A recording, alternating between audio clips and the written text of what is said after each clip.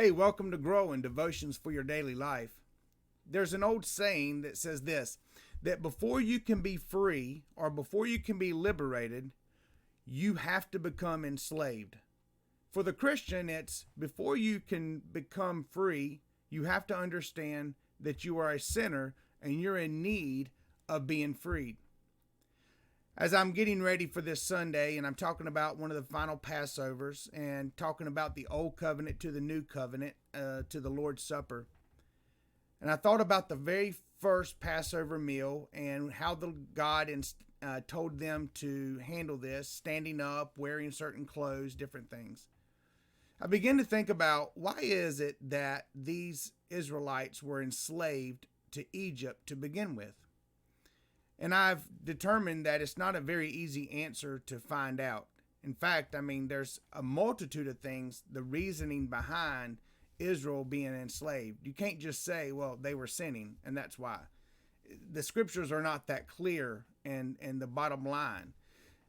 But in one of the things, in looking into this, I began to think about us in this day and age. But there was a man by the name of Joseph. Now, let's go back.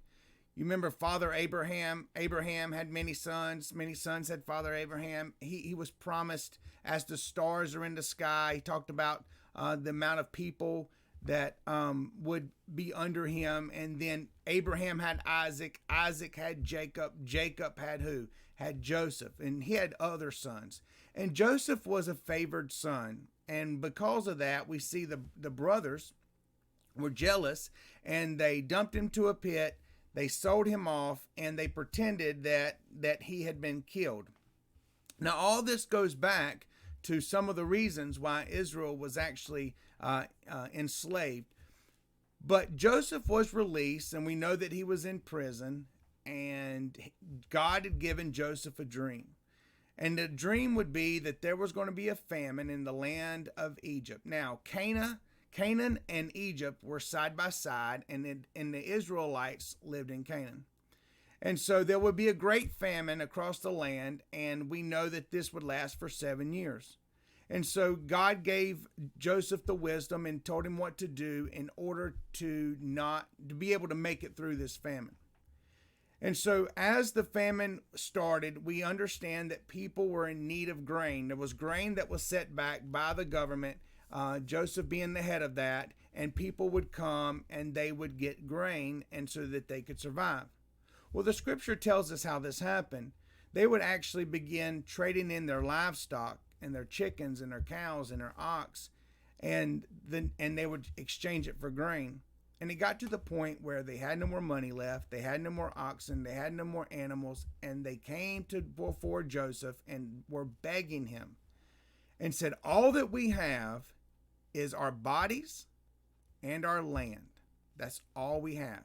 And Joseph said, okay, this is what we're going to do. We're taking your land. And when you plant, I'm going to give you some seed, and we're going to also take a portion of that grain that you plant. And what happened was the Egyptians literally became enslaved to Egypt. And Joseph was the one that was heading all this up. And so we see here that there is they entered into bondage with Egypt. They sold off their cattle. They sold off their livestock. Then they sold off their land for some grain. All this was to avoid a famine.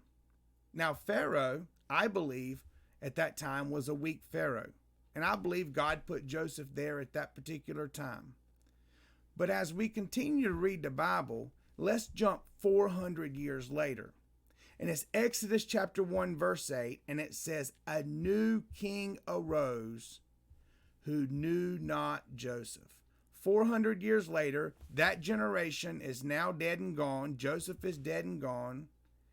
And now we have a new Pharaoh. And guess what? He didn't know who Joseph was. He didn't care about Joseph. Now here's the problem. Because 400 years prior, these people had entered into bondage to avoid a famine, Egypt now controlled all of this land because these people had given it to them for some grain. And now they controlled such a mass population, unlike ever before. We have an evil Pharaoh that comes onto the scene, and he's got so much power, centralized power, that he looks over at Canaan and he says, those Israelites, they've grown too many people, and I'm afraid that they're going to take us over. So I'm telling you what I'm going to do. I want you to go in and I want you to murder all the newborn sons. Now, it's a crazy story to think that Joseph had a part in the bondage of the Israelites. He was doing what he thought was right. But what happened was, when these people began to sell their livestock to the government, they sold their land themselves to the government in order to just avoid a famine.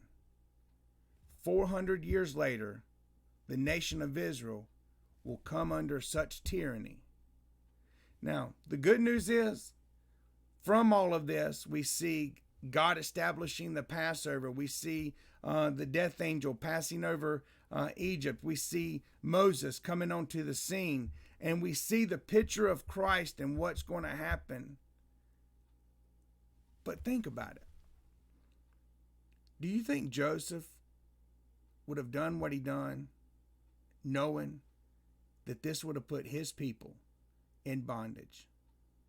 I want to tell you, on this picture here, it shows the power that one man can have over a group of people. Joseph had that power, but he never would have guessed 400 years later, because there was an evil Pharaoh and because of what the Egyptians had surrendered years before, it would cause his people to go into tyranny. I pray you think about these things. There's a danger, a great danger, in one man having too much power. God bless you.